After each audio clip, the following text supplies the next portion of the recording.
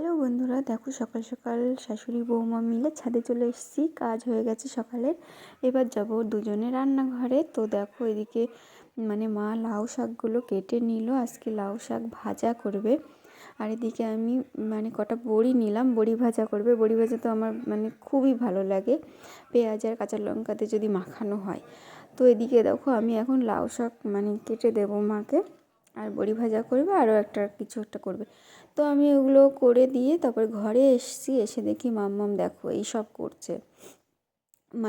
ও যত কি যে কাগজ কাটতে পারে, এত পরিমাণে কাগজ কেটে কেটে টুকরো টুকরো করে। আর ওকে না ড্রয়িং শিখতে দেওয়া আছে, কিন্তু যে স্যারে যে ড্রয়িংগুলো দেয় সেগুলো করবে না বাড়িতে, কখনোই ওগুলো করবে না। ও যত যত বেড়াল, কোথায় হচ্ছে টেডি, কোথায় র্যাবিট, এই সবগুলো আঁকবে।